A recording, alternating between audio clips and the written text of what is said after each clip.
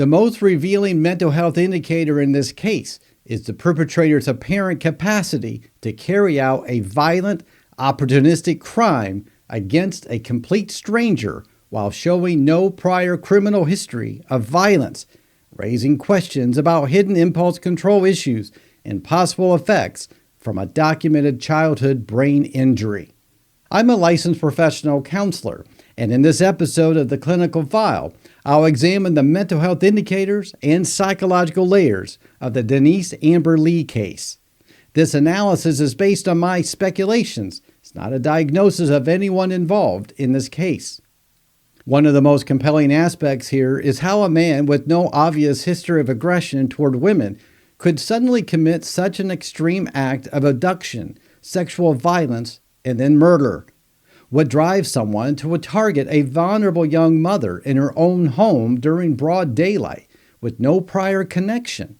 That question points to potential underlying factors like poor impulse regulation, escalating stress, or perhaps neurological vulnerabilities that may have lowered thresholds for violent behavior under pressure.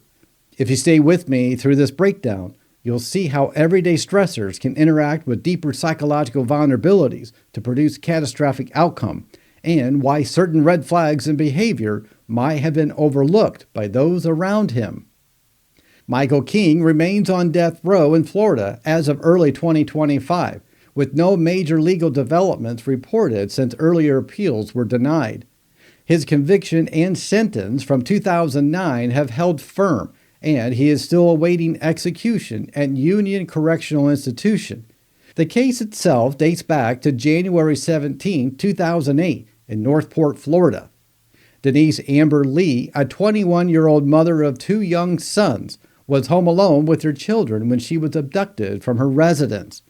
She was a stay-at-home mom, married to Nathan Lee, and lived a quiet family life.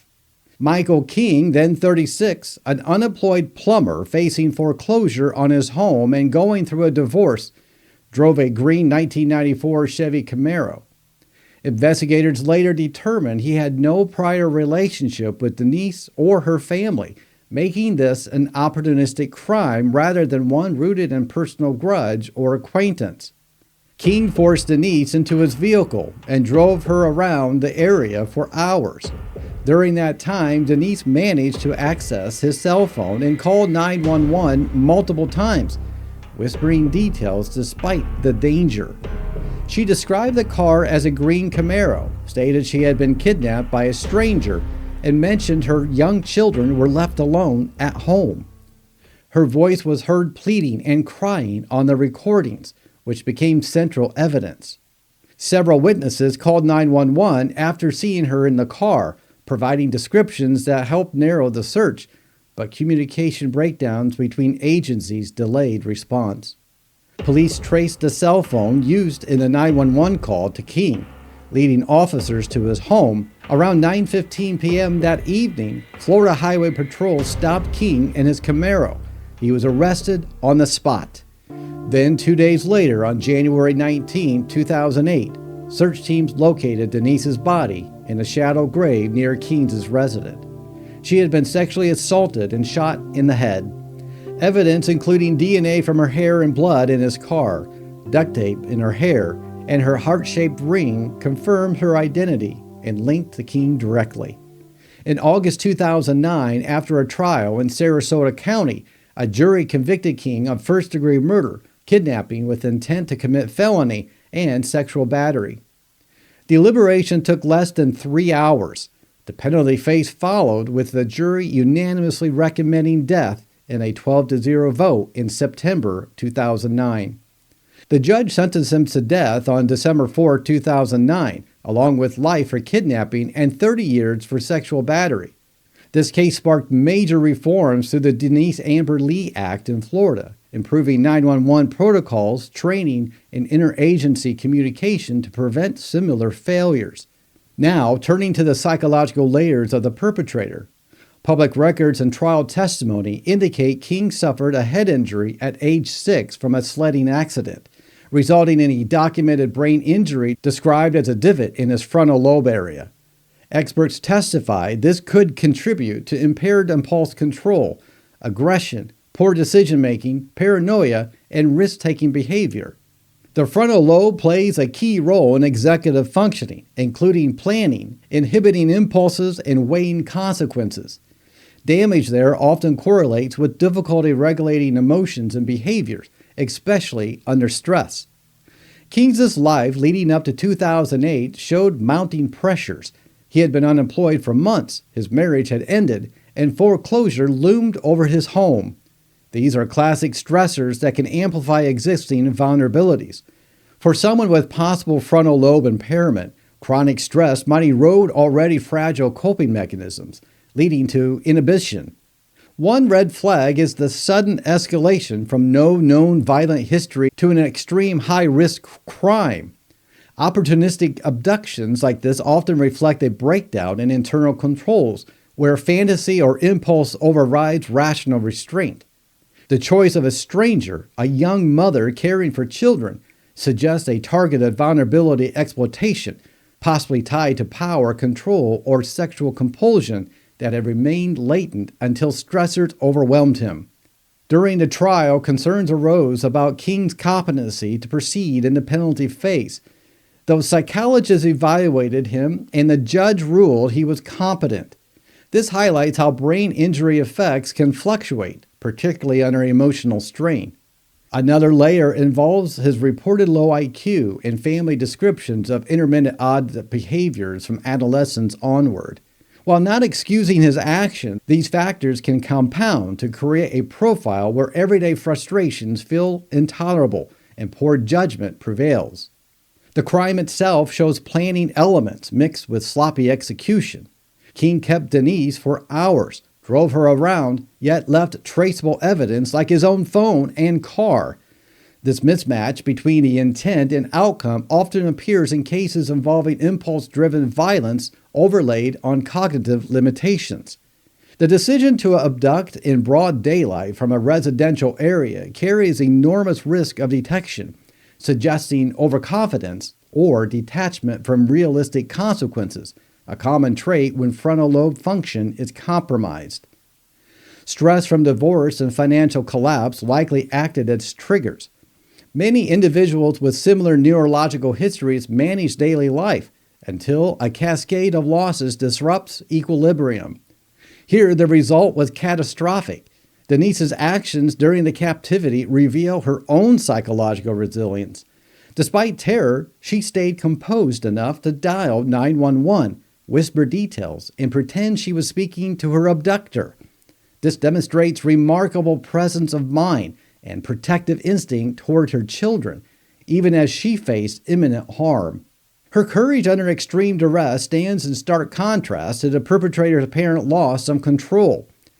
If walking through this case gave you new insight into how neurological vulnerabilities and life stressors can intersect to produce devastating behavior, I'd love to keep bringing you these breakdowns. Subscribe if you want the next one to land in your feed. That way you'll always have the psychological context ready when the next case breaks. It's free, it takes 2 seconds, and no therapy bill required.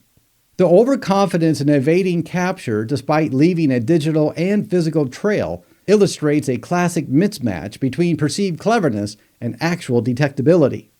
The timeline reveals a rapid unraveling once authorities connected the dots. From the 911 calls to the traffic stop took about 6 hours, showing how quickly evidence can accumulate when witnesses and technology align. Yet the initial delays in relaying information highlight systemic issues that Denise's tragedy helped correct. Psychologically, cases like this remind us that violent acts often stem from a convergence of factors rather than a single cause. Brain injury, low cognitive reserve, relational loss, financial despair, and perhaps undetected personality traits can create a perfect storm. No one element guarantees violence, but their interaction can lower inhibitions dramatically. The absence of prior arrest for violence makes this case particularly unsettling. It forces consideration of how internal struggles can remain hidden until a breaking point. Overconfidence remains one of the more reliable predictors of forensic difficulties. Here, the perpetrator's choices left the investigators with overwhelming physical and testimonial evidence.